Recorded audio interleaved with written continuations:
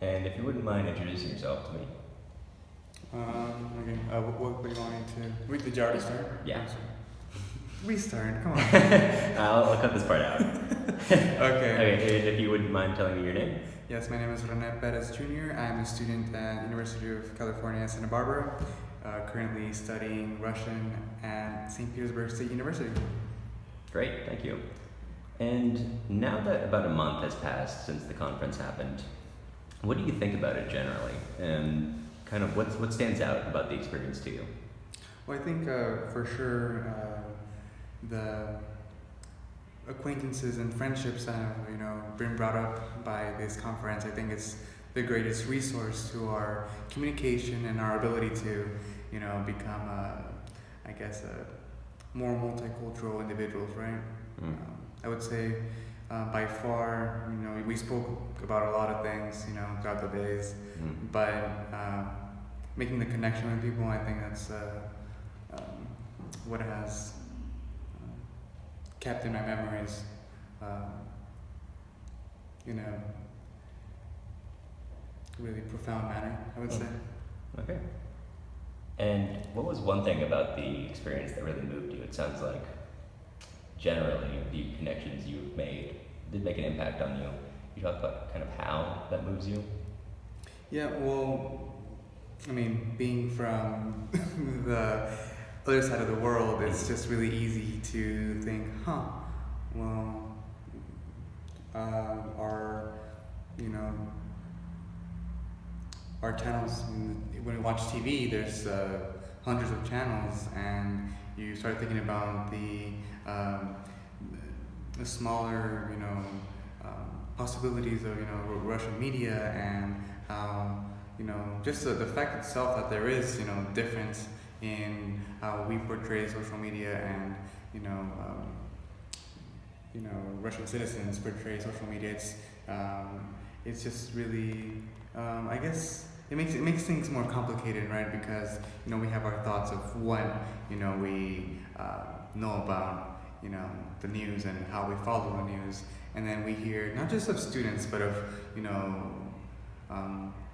older individuals who have comments, and when they speak of them, they are really emotionally attached to what they say, right? So you have to kind of sit back and understand that, well, this is really a different point of view. It's not, and it's not like our friends from next door, right? This is a different whole culture, and they have a totally different aspect and different way of seeing things, right? So for me, that's the biggest. I'm glad you're able to expand your view.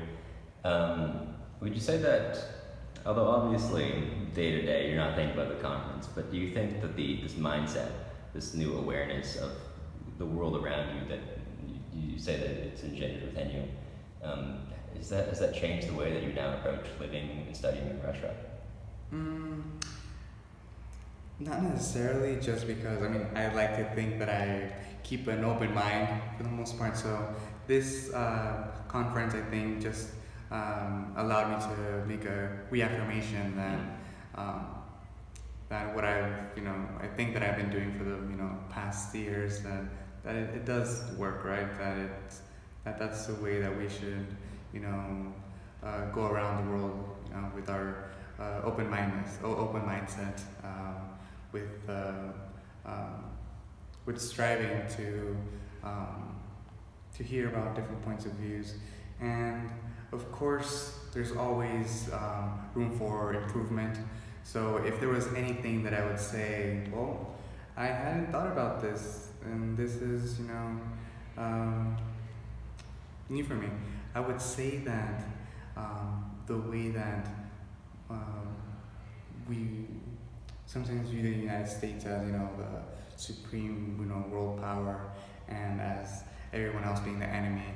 And well, if we look at it, we could make the connection that maybe it isn't that everyone wants to be America's enemy. Maybe it's just that everybody wants equality. Now, could there be better processes of striving for equality? Of course, But I think that at the end of the day, the goal has always been to, you know, live a better life, and it's hard to have a uh, perfect way of reaching, you know, a better life, and it's difficult to. It's actually really easy to find a misunderstanding in the process of finding a better life. So I think knowing that everyone is striving at the end of the day to have a better life, I think that's something that I look at and I think about when I think about the conference, right? Mhm. So yeah. It's good to hear that you had a reaffirmation of this belief that the world, people of the world, do essentially want the same things. There's no real big divide between everyone. So would you say there's something like interactions like this that we had at the conference between Russians and Americans? I think that could engender. You already had this belief. Do you think, and it obviously strengthened it for you, but do you think it could create that feeling within people if they didn't have it before?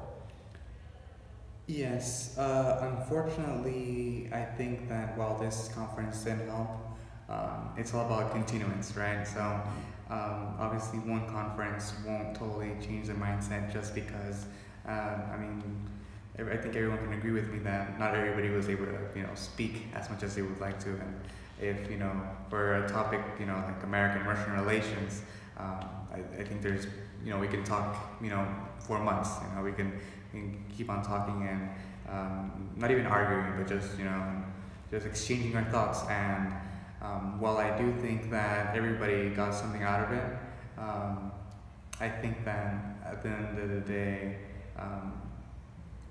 it might have not been enough for people to change, you know, their mindset of what they believe, just because, of course, everybody's patriotic and they will defend their country, but you know, you can still see a sense of, you know, people being really protective of their beliefs in the conference, right? And that's something that we just have to work on, you know. And this conference does do a great job at of giving the voice to a lot of people that, you know, really wouldn't comment on it. You know, especially, you know, all of us are, you know, college students. You know, we usually have our minds at, you know, doing our homework and studying, and so we don't usually, you know, I guess, partake in, you know, a lot of political activities to the extent that, you know, older individuals do. So I think it's a process. Yeah, of course. Okay, well, thank you so much. Yeah.